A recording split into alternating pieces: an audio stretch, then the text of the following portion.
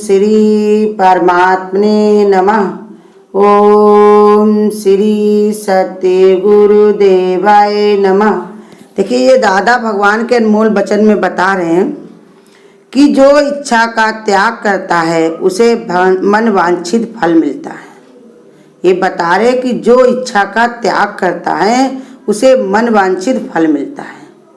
मन वांछित फल माने जो तुम चाहते हो वही देता है जब परमात्मा तुमको। कब? जब तुम इच्छा का त्याग कर देते हो। क्यों भगवान ने बताया कि इच्छा ही तुम्हारी बाधा है। भगवान तुमको सब कुछ देना चाहता है लेकिन तुम इच्छा रख देते हो कम की। जैसे कोई राजा का बेटा कहे कि हमको 500 स्क्वायर फुट में 2 कमरे बनवा दो, हम आराम से रहें, क्यों? जल्दबाजी मची पड़ी है। मनवांछित फल क्या है? यही सब्र से ही हमको संतुष्टि होती है, संतुष्टि से ही हमको शांति मिलती, और शांति से ही परमात्मा। यही मेरा मनवांछित फल है। इसी को पाने के लिए हम धरती पर आए हुए हैं और दूसरा मेरा काम नहीं है।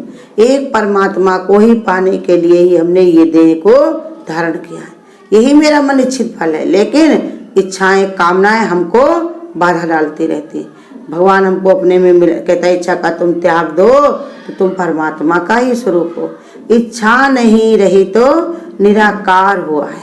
इच्छा खत्म कर दी तो निराकार परमात्मा तू ही है। तो तुझी, तेरा ही सब संसार में सब कुछ तेरा ही चाहने से ही सब कुछ हो रहा। परमात्मा की इच्छा से सब चल रहा, लेकिन परमात्मा कैसे है? बिल्कुल मौन, बिल्कुल मौन है। उसने प्रकृति को सब दे रखा है जिम्मेदारी, अपने आप मौन है। ऐसे तुम भी प्रकृति को जैसा हो रहा वैसे ही होने दो। इसमें अपनी इच्छा डाल डाल करके बाधाएं ना लगाओ। इच्छा डालते हो तो वो काम वहीं पर रुक जाता है। कैसे? चलती हुई सृष्टि में हाथ डालता है तो सृष्टि तो नहीं रुकती, लेकिन उसका हाथ जरूर पड़ जाता। ऐसे ही तुम इच्छा डालते हो, उसके कारण तुम्हारा काम रुक जाता है। और संसार में ऐसा कौन है जिसका कोई काम रुका? ये सब काम सब हो रहे कि नहीं? कोई पैदा होता तो बड़ा हो रहा, जो जैसा है उसको उसी हिसाब से सब भगवान सुविधाएं दे रहा। जो भगवान की तरफ बढ़ना चाहता, भगवान उसको अपनी तरफ खींच लेता है। जैसे बताया कि महात्मा बुद्ध के पास में दो लोग गए, कहने लगे कि आप बताओ भगवान है? दूसरे ने कहा भगवान है। एक कहा है कि नहीं है। दोनों ने पूछा महात्मा बुद्ध से, बताओ भगवान है कि नहीं है? तो महात्मा बुद्ध जी ने यही बताया, भगवान है और नहीं भी। तो जितने वहां बैठे हुए थे वो सब खड़े हो गए, जोर जोर से कहने लगे, ये क्या बात तुम्हारी हुई जो कहते हो कि भगवान है और एक बार कहते हो भगवान नहीं? तो कहा देखो, जो हमको भगवान को हर समय देखता है, हर एक में परमात्मा का दीदार करता, हर जगह मुझे महसूस करता है परमात्मा को, तो मैं वहां पर हमेशा खड़ा रहता हूँ एक पैर से। और जो हमको जान करके भी अनजान बना हुआ, अपनी अज्ञानता के कारण, अपने अहंकार के कारण, ममता के कारण, जो भी उसके अंदर भरा हुआ है कर्म के अनुसार, वो हमको नहीं देखना चाहता, तो उससे भगवान बहुत ही दूर है। ऐसे ये इच्छा भी बताया, तुम इच्छा करते हो तो भगवान तुमको अपना शरण देना चाहता, अपना सीने से लगाना चाहता, अपनी बुद्धि विचार देना चाहता, छुटने की कला सिखाना चाहता है। लेकिन तुम इच्छाएं रख दे, तो हमको ये दे दो, हमको वो दे दो, तो भगवान कहते ले लो भाई, तुम लेकर के हमारा पीछा छोड़ दो। भगवान को कोई कमी है? कितने लोग तय करके बुलाते हर समय भगवान को, लेकिन भगवान अगर हमारी एक भी बात, एक भी प्रार्थना सुन लेते हैं तो ये भगवान की हमारे ऊपर बहुत बड़ा करुणा है, बहुत बड़ी करुणा है, बहुत बड़ी ममता है, जो हमारी जो है वो सुन लेते हैं, हमारा काम करवा देते इच्छा से। तो इसलिए बता रहे कि तुम इच्छा ना करो, वो तो वैसे ही करेंगे, वो तो वैसे ही करेंगे। क्यों? देखो बच्चे जो होते क्या माँ बाप से कहते हैं कि हमें कपड़े बनवा दो, तब कपड़े दिलवाएगा पिता, या माँ से कहते पहले खाना मेरे लिए बना दो, तब बनाएगी माँ। वो तो सुबह से ही इंतजाम करने लगती है। बस बाप पिता कपड़ा फट जाते तो पहले से ही देखने लगता उसको क्या चाहिए क्या चाहिए। तो इसलिए बता रहे कि मनवांछित फल यही है सबका, क्यों? परमात्मा को ही पाना हमारा मनवांछित फल है। और जो हम चीजें मांग रहे हैं ये सब दुख का कारण है। ये सब दुख का कारण है। और भगवान हमको दुख में रहने नहीं देता। और मन भी परमात्मा का ही स्वरूप है। इसकी भी यही इच्छा है कि अब ये परमात्मा से मिल करके एक हो जाए। मन, बुद्धि, अहंकार है, ये चित्त, अहंकार, यही सब बन करके अंतःकरण बनता है। और अंतःकरण में यही भाव पैदा रहता है कि कैसे न कैसे इस सब चीज़ों से छुट्टी मिले। बार बार जो हमारे अंदर विचलता आती है, जो बार बार हमारे अंदर उलझन होती है, इन सब चीज़ों से हम न्यारे कैसे हों। तो इसलिए समझा रहे भगवान कि अगर तुम त्याग कर पाओ तो मनवांछित फल पाओ। मनवांछित फल पाओ माने सदैव के लिए तुम्हारे मन का हो जाए। मन में मेरा परमात्मा का स्वरूप है, लेकिन ये भूल गया है यहाँ 9 नारी के चक्कर में पड़कर सबकी भरे हुनकारी। भूल गईला बाट जवनवा, जहाँ जो रास्ते से आया था मन जो आया था, तो ये उस रास्ते को भूल गया उनके चक्करों में पड़ करके। अब ये गुरु उसको सीधा रास्ता बता रहे, दिखा रहे हैं। तुम भी उसके गुरु के कहने के अनुसार ही अपने मन को भगवान में लगाओ, चित्त को परमात्मा में लगाओ। तब ये भगवान ने कहा तुमको वही सुख देगा जो तुम्हारी जन्म जन्म से यही इच्छा थी, भगवान को पाने की। इतनी योनि में गए हो, कितने दिन से भटक रहे हो, लेकिन फिर भी तुम्हारा काम बन नहीं पाता। कहीं इधर जाते हो, कहीं उधर जाते हो, कहीं ये करते हो, कहीं वो करते हो। यही सबकी इच्छा है कि भगवान से एक बार मिल करके हम एक हो जाए। और आज नहीं अगर इच्छा है तो आगे कभी न कभी होगी। थकोगे, हारोगे, कभी न कभी तो मन ही बनाओगे ना कि अब ना धरेंगे जन्म हम दोबारा। अब परमात्मा हम तुमसे मिल करके एक होना चाहते हैं। गुरु कहते कभी न कभी तो ये मन तुम्हारा होगा जरूर, आज नहीं होता तो आगे होगा। तो वही तुम्हारी इच्छा है, भगवान से मिल करके एक हो जाए। सच्ची इच्छा यही है, परमात्मा से प्रीति हो जाए, परमात्मा से मिल करके एक हो जाए। और ये जो प्रीति संसार की है झूठी है, कोई निभाता ही नहीं है। चाहे इतना संसार में किसी से तुम अपना सब कुछ न्यौछावर कर दो, लेकिन ठोकर मार के आगे बढ़ जाएगा, क्योंकि उसको निगाह कहाँ होती है, आगे की ओर। और तुम्हारी निगाह कैसी है, उसी पर निगाह पर ठहरती है, लेकिन वो किसी और को देखता। जैसे बताया पुरुष का मन अपनी स्त्री में होता है, स्त्री का मन किस में होता है, जेवर में, रुपए में, पैसे में। अगर पति कमाए नहीं, उसको कुछ दे नहीं, तो पत्नी भी यही कह देगी ऐसे बेकार है, शादी करना तो सब बेकार हो गया, सब जिंदगी अपनी खराब कर दी हमने ऐसे। तो इसलिए समझा रहे हैं कि तुम इच्छा करते हो संसार की चीज वस्तु में, लेकिन ये तुमको बंधन का कारण बनेगी, दुख ही तुमको देंगी। तुम वही चाह रहे हो, इसलिए बता रहे अपना मन की इच्छा पूरी करो, परमात्मा से मिलकर के एक हो जाओ। ये मन की लहरें तुम्हारे अंदर उठा करती हैं, कभी न कभी मन में ये आने लगता है हमारे, कैसे भी भगवान हमको अपने में मिला लेते तो ये झंझट से हमको छुट्टी मिलती। जो स्वाद त्यागता है वो अमृत खाता है। स्वाद की जो इच्छा होती है, अच्छा है ये बुरा है, जहाँ पर तुम अच्छा सोचते हो तो बुरा भी तुमको मिलता है। जिस दिन तुम बहुत अच्छा खाओगे तो दूसरे दिन तुम्हारा कुछ भी खाने का मन नहीं करेगा। कोई बना दे मूंग की दाल या कोई सादी लौकी तुरई की सब्जी, तुम कहोगे नहीं हमने पनीर का कितना अच्छा, एक रोटी ज़्यादा खा ली थी, बड़े बढ़िया भोजन जब खाया अब खाने का मन नहीं। क्यों? क्योंकि तुमने स्वाद ज़्यादा ले लिया है, तो अब तुमको वो अच्छा नहीं लगेगा। जिसने स्वाद का त्याग कर दिया, जो अमृत खाता है, हर चीज़ का स्वाद नहीं लेता है, तो जो उसके सामने आ जाता है वो प्रसाद समझ के खाता है, तो वो क्या खाता है, अमृत। प्रसाद क्या है, अमृत ही है। भगवान की प्रसादी, भगवान के चरण धूलि से मिली हुई, भगवान की भोग लगाई हुई चीज वस्तु प्रसाद है। और प्रसाद अमृत के समान है। अमृत माने, प्रसाद माने कभी भी खत्म होने वाला नहीं। प्रसाद ऐसा है कि कभी भी भगवान बताते हैं छूटने वाला नहीं है। जो मन में विचार बना लिया, ये बाहर का प्रसाद नहीं है। मन में जो तुमने त्याग कर दिया है, स्वाद का त्याग कर दिया, तो जो अमृत माने अमृत हो जाता। खाने का स्वाद जो होता है, इंद्री हमारी मुंह जो है, दो उसके जो है भोग होते हैं, एक बोलने का और खाने का। तो बोलने वाला अगर चुप हो जाए तो परमात्मा बन जाता है, भगवान बन जाता, मौन हो जाता, मुख का मौन हो तो भगवान बन जाता है, देवता बन जाता है। और जो भगवान ने बताया कि जो स्वाद का त्याग कर दे तो अमृत को खाता है। अमृत माने जो भी चीज मिलेगी उसमें उसको शक्ति मिलेगी, सुंदर भाव होगा। भाव के कारण ही तो कभी अच्छा कभी बुरा होता, कभी ये खाएंगे कभी ये नहीं खाएंगे, स्वाद के कारण ही करते हो ना। जब स्वाद त्याग दिया तो जो चीज मिलेगी वो अमृत के समान बहुत ही तुमको अच्छी लगेगी, स्वादवर्धक रहेगी। जब तुम्हारा मन नहीं है कोई अच्छा बुरा का नहीं, तो जो चीज मिलेगी भगवान का प्रसाद समझ के खाओगे तो वो अमृत ही है।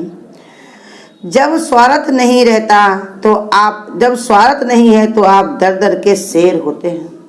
जब स्वार्थ नहीं रहता किसी से हमारा, तो हम कहीं पर भी चले जाएं तो कहते ये शेर ही होते हो। शेर को कोई डर नहीं रहता, ना भेड़िए का, ना भालू का, ना हाथी का, किसी का वन। भले को हाथी उससे बलवान होता है, लेकिन वो अपनी इतनी सामर्थ्य रखता है कि शेर भालू को भी गिरा देता, हाथी को भी गिरा देता, उछाल के छलांग मार करके उसको भी भूमि चटवा देता है।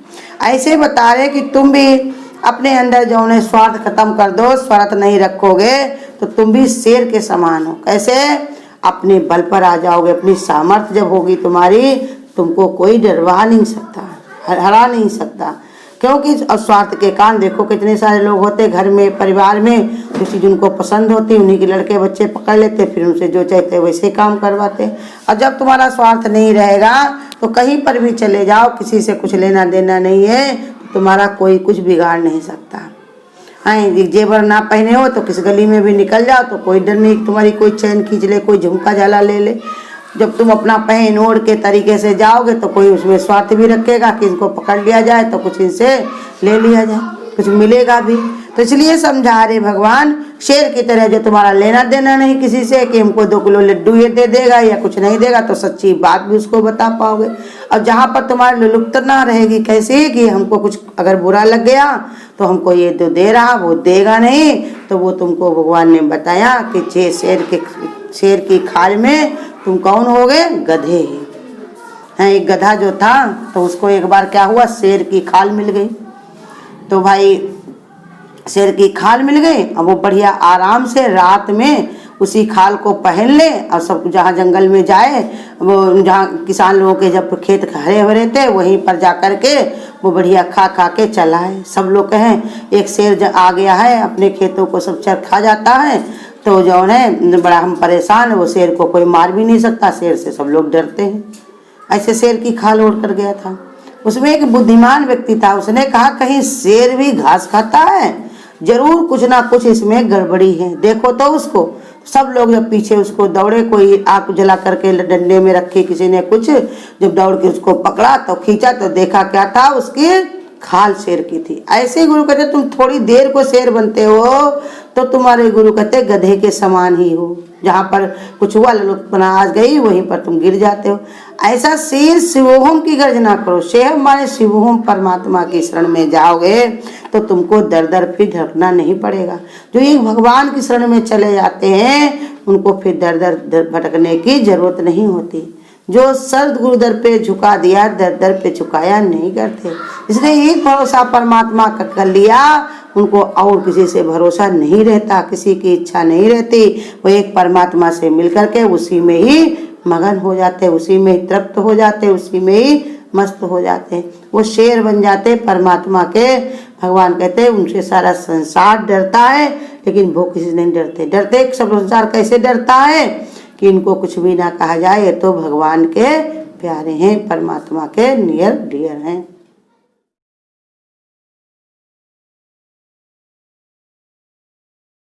पल पल संत तुझे समझाए, ज्ञान की राह दिखाए, समय क्यों खो रहा है, समय क्यों खो रहा है।